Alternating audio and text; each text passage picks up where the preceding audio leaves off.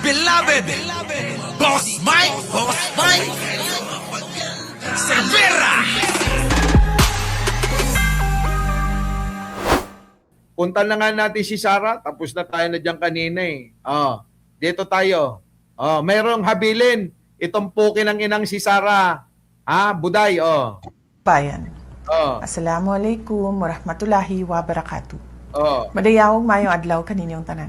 Tangina, diyan ka lang marunong kapag may binabasa ka. Sana wag ka nang magkamali, Sarah. Nakakahiya ka kasi.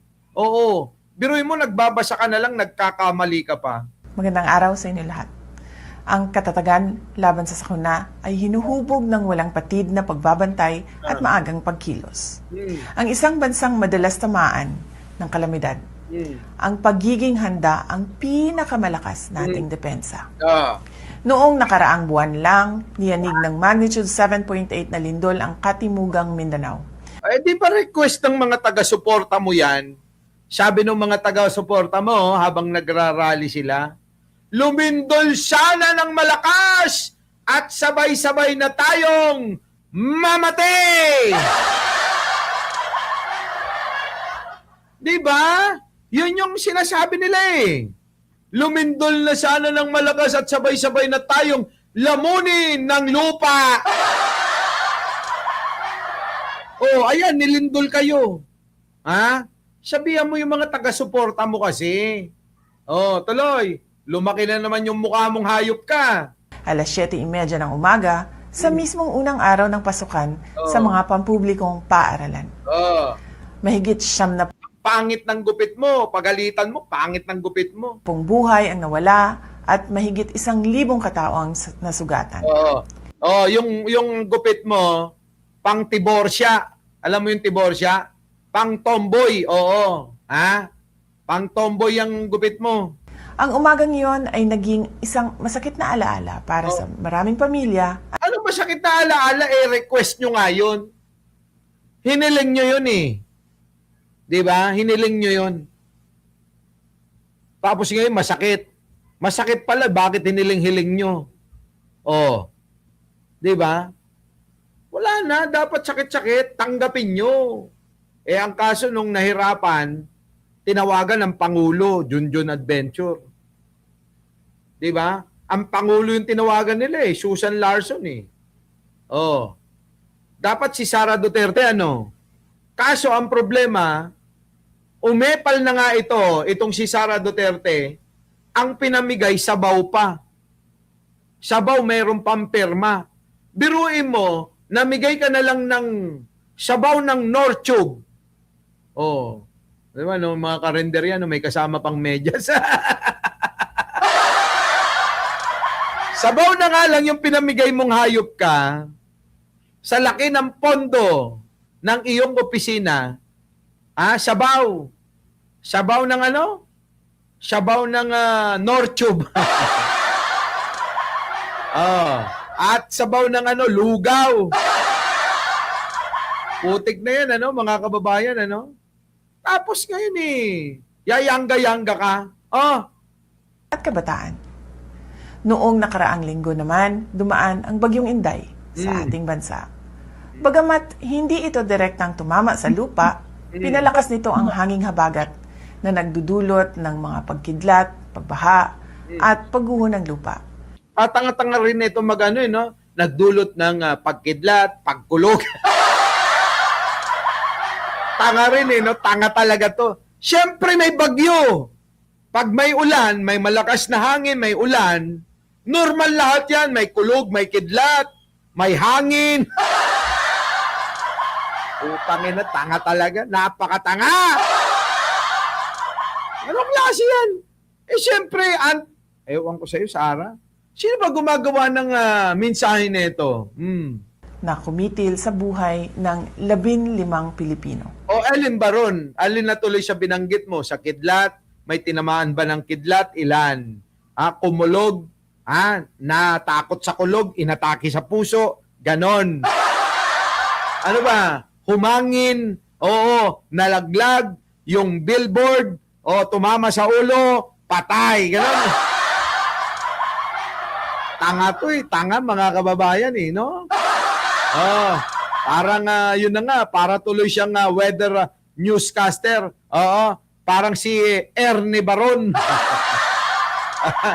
Kilala niyo si Ernie Baron? Oh. Sa paggunitan natin sa National Disaster Resilience Month, hinahamon Na hirap magbasa. Oo, nagbabasa na yan Hirap na hirap pa si Sarah. ko ang ating mga lokal Tignan niyo yung mata, titigan niyo yung mata. Titigan niyo yung mata. Hindi mapagkit-pagkit yung mata niya doon sa binabasa niya, baka mamali Oh, baka mamamali si Sarah, kaya kailangan nakatitig sa binabasang ganyan. Oh, basahin mo na lang! Ganunin mo na, Sarah. Kunin mo na sa cellphone mo. Ganunin mo, Okay naman maiintindihan ka naman namin Kilala ka na naman ng mga Pilipinong bobo ka talaga hindi mo na lang basahin sa cellphone mo. Halatang halata naman sa mata mo na singlaki ng billboard yung binabasa mo. Baka lumalabo pa yung mata niya minsan gumawa ganun. Ano ba? Di ba habang nagbabasa, ano ba yun? Ano yun? Mamali ako rito. Katulad ng dati. Kakantyawan na naman ako ng vlogger na si Mike Cervera. Hey, nako. Di ba? Ito na. na pamahalaan na maghigpit na ipatupad ang mga building code Kita mo na mamali-mali ka pa talaga. at safety standards. Suriin Suriin ang mga evacuation center at ayusin ang mga emergency protocol. Tangina, 80 pa yung nakuha mo na yan 80 80 Sa bawat pamilyang Pilipino, tiyakin natin ang kaligtasan Pikit, kunyari hindi ka nagbabasa. Pikit, ganun, pikit. ng ating mga tahanan. Laging subaybayan ang mga emergency alerts, maghanda ng survival kit, alamin ang mga ruta ng paglikas, at makilahok sa mga Oy, Sarah, hindi bobo yung mga Pilipino. Alam na ng mga Pilipino yan yung paghahanda. Paulit-ulit na yan na ginagawa. Tanginang yan. Yan lang ba yung kayang gawin ng BP Sara nyo? Etong gusto nyo maging presidente na yan, tignan nyo. Nakatitig ng husto. Tinititigan maigi yung kanyang binabasa, baka mamali. At tapos ang kanyang sinasabi, kahit bata, alam yun Tapos pang presidente na yon. Dahil marunong mag-advise ng ganito, maghanda ng mga mga power bank, mga tubig, pagkain, noodles, ganon. Ayop na yan. Di ba, ewan ko dito, mga kababayan ko. emergency drills. Sabi ni Sarah, tagina, babali ako rito. Ligtas lang ang isang komunidad kung ligtas ang pinakamahinang pamilya nito. Ano? Narinig nyo? Naiintindihan nyo yung sinabi? Wait lang. Narinig ko. Hindi ko. Alam nyo mga kababayan nga, sabi ko nga sa iyo, impromptu ko magbigay ng reaction Tingnan nyo, pakinggan nyo Pakinggan nyo to mga kababayan pakinggan nyo. Mahinang pamilya nito. Oh. Ligtas sa mga emergency drills. Ayan. Eto na. Putang ina, ano kaya ibig sabihin ni Sarah dito? Alam nyo, unang dinig ko pa lang mga kababayan, parang may something na. Ewan ko lang baka naman mali yung dinig ko. Mukhang mahirap intindihin to sige. Sarah, sana walang mali. Panalangin ko, sana walang mali. Unawain nyo Unawain nyo. Ligtas lang ang isang komunidad kung ligtas ang pinakamahinang pamilya nito. Ligtas lang ang komunidad kung ligtas lang ang pinakamahinang pamilya nito. Gets nyo? Baka naman nagigets nyo. Hindi ko gets. Sabi niya, ligtas lang daw ang komunidad kung ligtas ang pinakamahina na pamilya nito. Paano daw? Paano? Parang mga Parang mga kababayan, hindi ko magets talaga yun. Baka naman nasa dulo. Hindi natin mapipigilan ang paglindol o ang paglakas ng mga bagyo. Ngunit nasa kamay natin ang pagpapatibay ng ating infrastruktura at komunidad.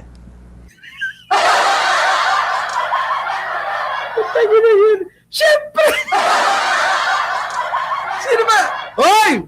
Alam nyo, sinasabotahin nyo si Sarah. Ano yung sinasabi niya? Oo, hindi natin mapipigilan ang lakas ng lindol, kalamidad, baka nga gumanda pa yung sasabihin eh. Pag Tagi na Sarah. Ay, nako Sarah, ewan ko ba? Hindi natin mapipigilan ang paglindol o ang paglakas ng mga bagyo. Hindi natin mapipigilan ang lindol o ang paglakas ng bagyo. Totoo naman. Ngunit nasa kamay natin ang pagpapatibay ng ating infrastruktura at komunidad. Oo nga. Mga kababayan, sabi niya, nasa kamay natin ang pagpapatibay. Tama, tayo yung magpapatibay. Parang gustong sabihin ni Sarah, kayo yung magpapatibay ng bahay ninyo. Di ba? Kapag malakas ang lindol, para hindi tumumba, yung ba yun, Sarah? Yung ba yung ibig niya sabihin? Sakyan natin. Nating unawain. Unawain nating maigi. Sige na, pagbigyan na natin. Pero, wait lang. Bakit yung mga, ganun pala ang katwiran na dapat nasa ating kamay ang pagpapatibay ng ating mga infrastruktura. Katulad ng mga gusali, paaralan, mga kalsada, at higit sa lahat, mga tulay. Pero bakit ganun yung project ng tatay mo na mga tulay? Mga bumagsak. Tangina, yung mga tulay na ginawa ng tatay niya, yung proyekto ng tatay niya, kasama ang mga bilyar, si Mark Bilyar, di ba? Yung mga proyekto nila, naiilan na nga lang na mga tulay, bumagsak ho eh. Akala ko ba'y patitibayin, nasa ating kamay, nasa kamay ni Duterte. Bakit yung mga infra na yun bumagsak? Bakit yung mga tulay, Sarah, bumagsak? Alam mo ba yun? Tuloy. Let us refuse to let tragedy be our only teacher. Readiness must live in every barangay, every school, every business. Ang yung mata mo, hindi ka na hindi na pumikit si Sarah kasi baka mamali. English na kasi. Dahil na si Sarah talaga, Sabihin mo na lang na ganun talaga. Na kailangan nating mag-iingat lagi. Para sa ating kaligtasan. Tapos na! Yes. And every household. May we all have a meaningful and action-oriented observance of National Disaster Resilience Month. Ay, nako. Mga kababayan, dadaigin to ng anak ko. Oo, promise, ha? So anyways, mga kababayan, babalik na lang tayo mamaya. Oo. Mamaya mga kababayan at meron pong update mga kababayan. Ia-update ko po kayo mamaya-maya. Oo, dahil po dito sa meron po yatang update na ho sa may update na ho, ilalabas na yata na parang may development na po doon sa mga mastermind kaya Mima Alicia, mamaya abangan ninyo. Update po mamaya dito ho sa Nako, matindi tong balita na to. Abangan nyo na lang. So muli, mga kababayan, maraming salamat sa inyong pagsama. Kita-kita po tayo mamaya. Kakain lang ako kasi wala pa akong agahan tanghalian. Maraming salamat po. Our beloved Boss Mike Cervera.